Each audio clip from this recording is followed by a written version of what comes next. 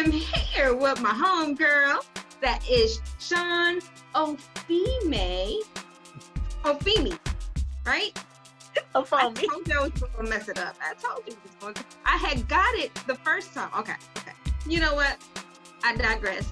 She'll fill us in. Okay.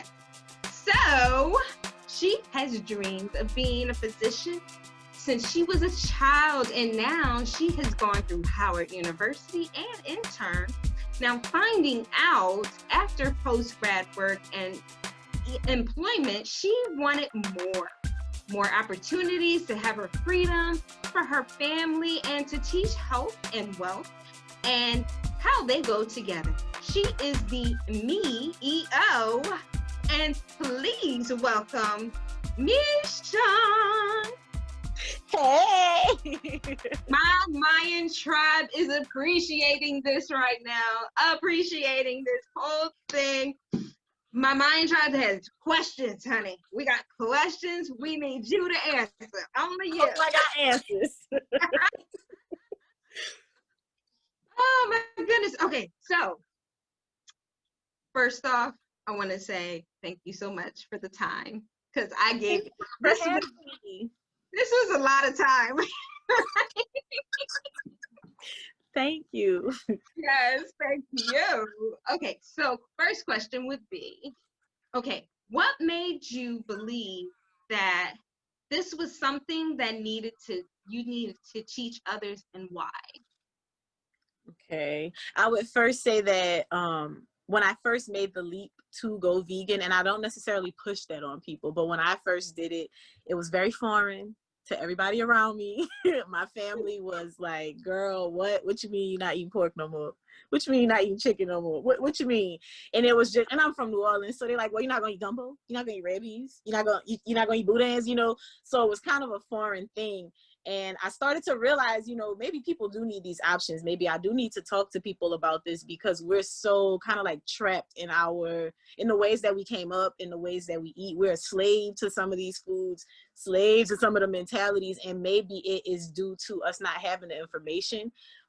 So that kind of led me to, you know what, people need this information, whether they think they do or not. And believe it or not, the more that I've been very consistent and the more that I've put the information in front of people, they've been receptive to it. I've had people like, you know what, I'm not gonna go completely vegan, but I'm gonna try them bread beans that you made. I'm gonna try them crab cakes you made. You know what I mean? So it's inspiring now to know, like, oh, I actually thought I could do this, and look at me doing it. And people listening to me, they're not like, this girl crazy. But you know what? It's funny that, you know, when you're amongst your own people and you have like something so not normal, and like it's real hard to just be like, oh, I'm vegan. You are so out of our family now. We have disowned you. You cannot. And that's the thing, every time we go somewhere, what's that? That's vegan macaroni, because I don't want any of that vegan stuff. Like, y'all didn't even try it yet.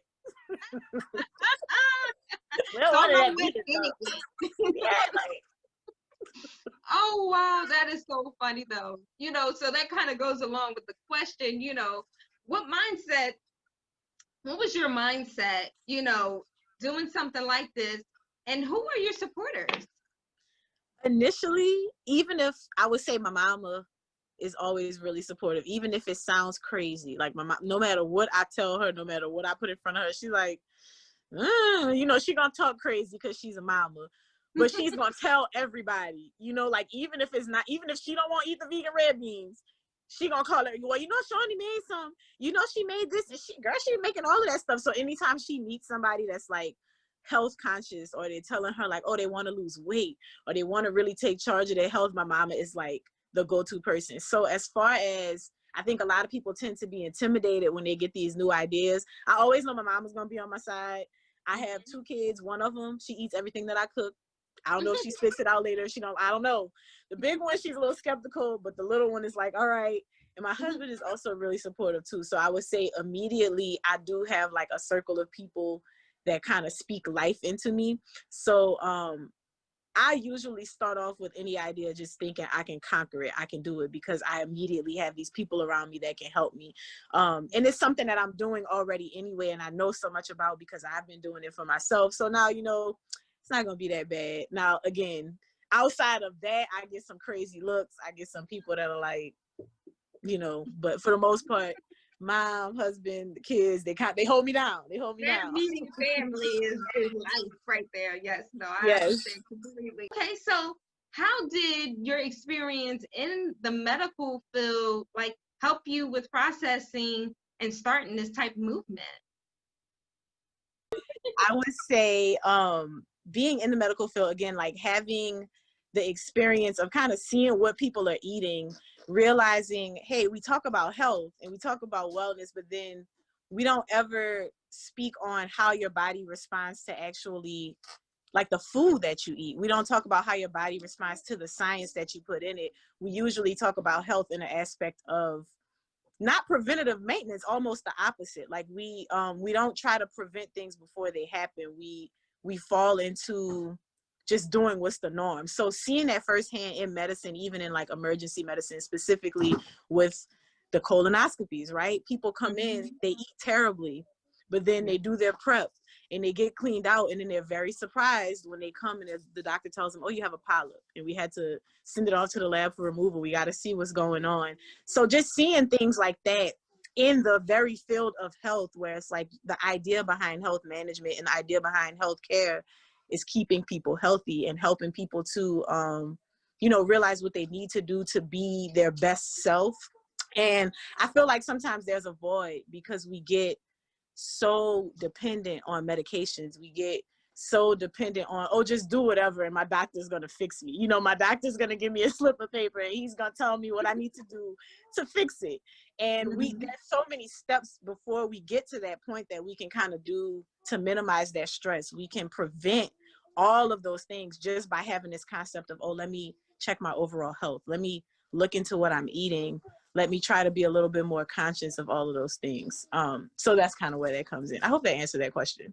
No, that did. It really did. I mean, you seeing it from the medical's point of view, at least, you know, that's I think that's important because like sometimes we don't see, you know, how the great and powerful Oz has us believing that everything's okay, but behind the curtain there's this little weak man and he's just trying to do pull strings and whatnot. You're like, really?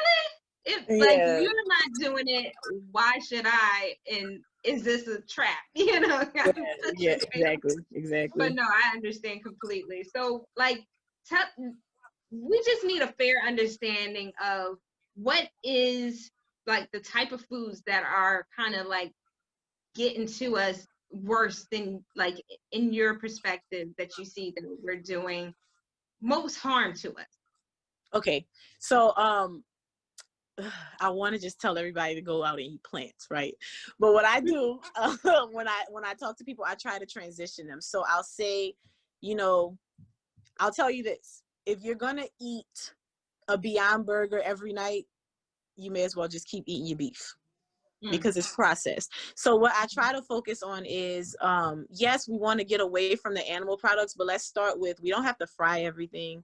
We don't have to cook everything in oil, because those are the things like the unnecessary carbs and like the wasteless nutrients, like the foods that are very, very nutrient dense. They don't offer us anything except the good taste. You know what I mean? Like the fried chickens, the fried fish, the greasy burgers, the cheese, the milk, like none of those things. And now we have so many alternatives, right? We have nut-based milks, we have plant-based cheese. But typically anything that comes in packaging, if there's an alternative, if you can just say, let me pick up something more whole-based, that's usually the answer. It's as simple as that. If you look at something and there are ingredients and there's more than like 7, we could probably substitute that out. Because what happens is the more processed the food is, the harder it is for your body to break it down because it's really foreign. And theoretically, this might be a little TMI. I don't think people realize either. They tell us, you know, you're supposed to use the bathroom regularly. Typically, when you eat, a couple of hours later, you should be going, you know, like that's how regular and cleaned out your body should be. And over time, the more we eat these things that are just like a bunch of carbs, a bunch of sugar, just not, like I said, not really rich in any type of nutrient, just even like oatmeals and things like that. You have to be really, really careful with the sugars and the additives. Anything that is pulling away from whole foods, anything that has added sugars, anything that has like juices from concentrate, because it's not a natural juice, you know. Pretty much if it's not from the produce section, minimize it, you know. Just minimize it. We don't want to eat anything. If you look at the ingredients, you like, what is that? You know, Mm-hmm. how many times have you looked at the ingredients of something, you like, what in the world is that? You can't even pronounce it. Those are absolutely the things that we want to stay away from. But first and foremost, I tell people, cut back on your breads, cut back on your pastas, cut back on your fried foods. When you can do that consistently, come back and we're gonna talk some more. You know, I try to do baby steps because everybody's not ready to make that leap to just That's eat true. Well, listen, I'm ready to make the leap because my parents told me to the other day. So I'm gonna do that. You know, I'm like, okay, you know what? You shouldn't be screaming at me when I'm putting you on. No. Yes. Let's do it. And I tell you, it's so funny. People think they can't do it. You do it for a week and you notice the dramatic changes. Just, I'm more full of life. I don't feel tired and bogged down. I'm not sleepy. I'm alert. My skin is clear. I feel good, you know, like, and then it's after that, you're like, I don't know if I want to go back to this because of all of these benefits. This is how good I feel. I dropped some pounds or whatever it is, but do it. It's going to be hard to go back. Okay, it's going. You know what? I'm looking at it like this because I stopped the starches. No, okay. I still have a weakness. I like crackers. I love crackers, but I don't do it as often. Like I get the little baggies, Like, and that's enough. that's it. That's it. That's all I'm getting. And like I try like maybe every other day kind of situation, but the sugars I'm trying to like mentally like cut down on. But I like my fruit cuts because, you know, a sister can get, you know, just a couple fruit cups and, you know, I'll do one a night, but I know I shouldn't be taking it because that's sugar. Yeah, it's the ones with the syrup. Like if you can just eat whatever fruit is in that cup, girl, just go grab you some. Chop it up and eat it like that, because even people will say, oh, you should not eat as much fruit. And I wholeheartedly disagree with that because, yes, some fruit is really sweet, but it's no added sugars. It's just that fruit is naturally sweet. So fruit that happens to just be sweet, that's not really doing you any harm so much as these products from the shelf that have processed sugar in them, you know. So eat your fruit, girl. Maybe not the fruit cups because they have syrup in them. I maybe do not like those. the syrup, though. I do like the syrup. You know, I get that kick. It's like, why do it feel like every time you get one of those little cups or whatever, and you get just a smidge of that thing, it's like crack or something. You be like, oh yes. My kids eat that, and they like, I'm like, stop buying that for them. Because when I don't have it in the house, you know what they eat? Pears, apples, peaches. Really? It's amazing. They actually eat the fruit, you know. Okay, I see you. Okay, I see you. I'll figure it out. I'll get it together eventually. Maybe not today though. What is the misconception of what you're doing? Biggest misconception is that health is expensive. Eating well is expensive. My immediate rebuttal to that is always, well, illness is just as expensive. Being sick is just as expensive. So whereas you may think that it costs you more money to go and buy more whole foods and to spend more money on having produce and maintaining it, in my opinion, it costs you time and money to be going to the doctor once you develop all of these unnecessary issues, right? And then also, I think people tend to forget that even if you feel like you're spending more money on produce and like whole foods, you're spending more money, but you're eating less food. Like I eat once a day. So, and usually I try to get all of my nutrients in that one meal and I'll be full. So if I get hungry again, maybe I'll have some water. Worst case scenario, if I'm hungry in the middle of the night, I'll pick up an apple, eat some fruit or something of that nature. But when you're eating what you're supposed to eat, you don't feel the need to keep going back to eat food because you're full. So to me, it's a misconception because it's really not expensive. I think I spend less money at the grocery store than most people. And then again, when we actually take it home, we're eating a lot less than what typical people eat. So I think that's definitely the biggest misconception. People will see, you know, the price of the produce and they say, oh, it goes bad so fast. No, we got ways to preserve it. we got ways to preserve it. You know, you just gotta do a little homework. But that's definitely a misconception. Well, eating well is not as expensive as doing the opposite, becoming sick and then wasting more money on more food to fill up because you're not getting your nutrients. True. Okay. Okay. All right. So I'm going to ask the question. This is the question that everybody else is probably going to ask you, and probably get on me for not asking. What is a vegan? Okay.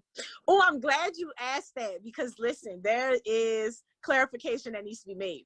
So by definition, vegans can eat anything that is not from an animal. And then let me go into that first. So there's lifestyle vegans who are basically ethical vegans as well. So they won't own anything that's not vegan. No, like a vegan car, everything in their house is vegan. They don't participate in purchasing leather, fur coats, things like that. So technically you can be a vegan and still be very unhealthy, because like we talked about the things from the shelf, there's a lot of things that we veganize beyond burgers. For instance, we have like the meatless meats, we have the non-chicken, we have the cheeses, we have like snacks, you know, vegan cheese puffs and things like that, which I don't go for those things, because although I'm vegan, I strive more to eat whole foods. So I'm mostly a plant-based vegan. I do have my days where I'm like, you know what, I want a cookie. You know what I mean? You know what? I want some chips. But for the most part, I focus on eating more whole foods. So by definition, anyone who is vegan, they're just eating, they practice eating and participating in a lifestyle that doesn't harm animals. They respect the life of animals in all forms. They don't want to eat anything that comes from them. So that's vegan. But then you have people who are plant-based vegans, and they take it a step further. It's like, not only do I not eat these animals and I don't consume them in my life or whatever, but I also make it a point to eat nutritious food and to really focus on only eating things that are good for me and earthy. But I will also say my house is not veganized, because you know, it's about the health for me, and I don't want to make it sound like, oh, I'm not worried about the animals, but it's always been about the health benefits for me. It's not necessarily about anything else. We are working on it. You know, Yes. it's a little hard, because my husband is not really with it, and a lot of stuff I have to kind of drag him, like, nope, this is what we're doing. So it's a lot of compromising. So we haven't really gotten to like the ethical and the lifestyle portion of it. But by definition, vegans do not consume animal products in any fashion. Okay. Okay. So eggs, no. No eggs, no No and eggs. even I know people tend to think meat, anything that's produced from an animal. So if that milk had to come from isolating that baby cow from his mama, same thing, cheese comes from milk. No dairy products, eggs, because they come from little chickens. There are what's a common one that people don't know? A lot of people don't know that their cosmetic products are not vegan. Yeah, like the soaps and the lotions and things like that, because there's something that I use. I use Hims lotion, and it's vegan and cruelty free. But a lot of people, like Dove is one of them. Dove is actually not a vegan brand. You know, it works wonders for people, but there's something that they're pulling from an animal to get their products used. So true vegans will be like, no, I'm not using that, you know. Okay. That makes sense. Okay, that's It's a different. lot. You know what? It's weird. I guess we don't really get the full breakdown of it, and all we hear is you don't, and you're like, well, no. Well, what do you? Well, what do like, you? what can I do? This sounds like the Bible. The Bible say don't do this and don't do that. I don't like it. I don't want to do it. No, that's And not see, what I'm gonna do. that's why it's a step. I always tell people, add before you subtract, and then swap out, and then start dropping stuff, because it's definitely hard to go cold turkey. You got to spend some time researching it.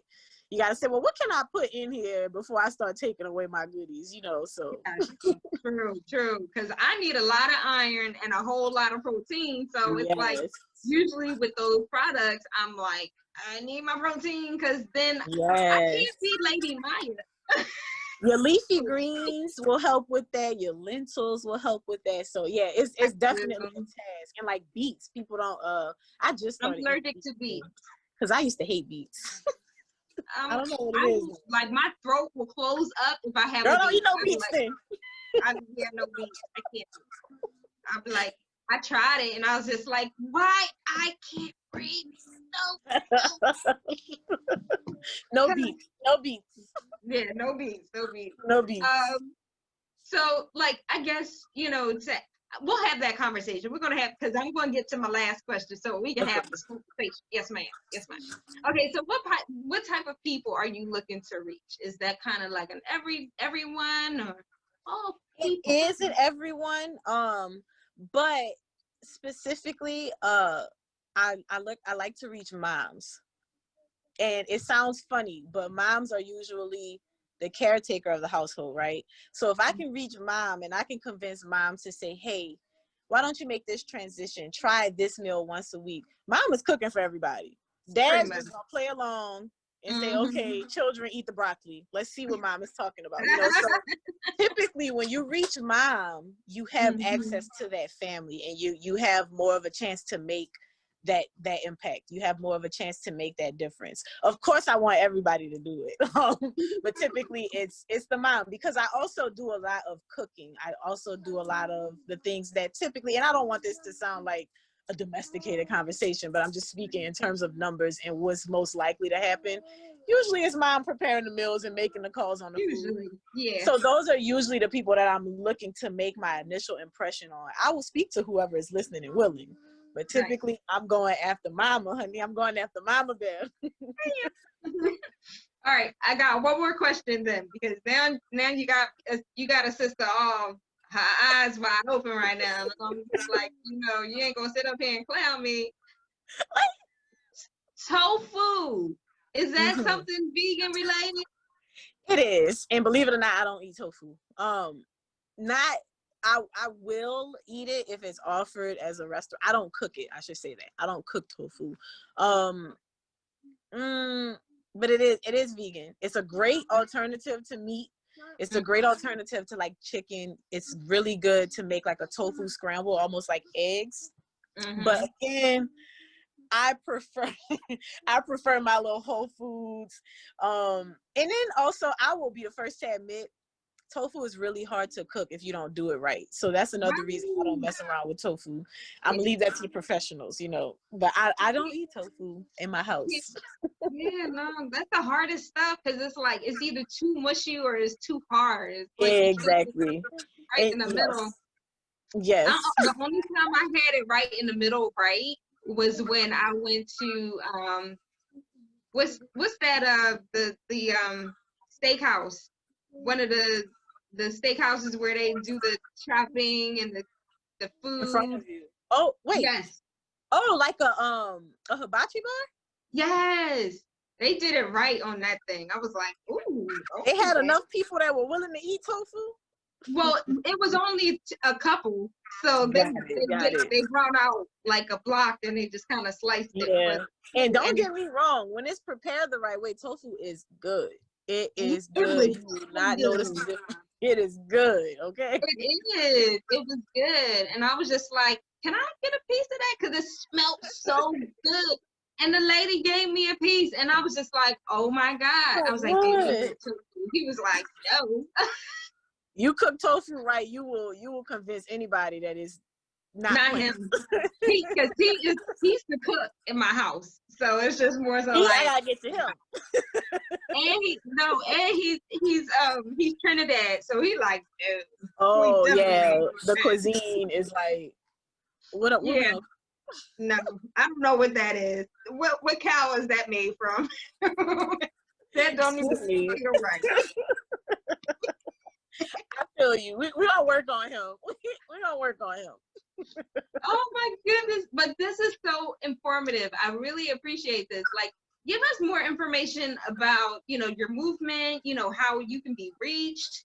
And different things that people may have to ask of you. Okay.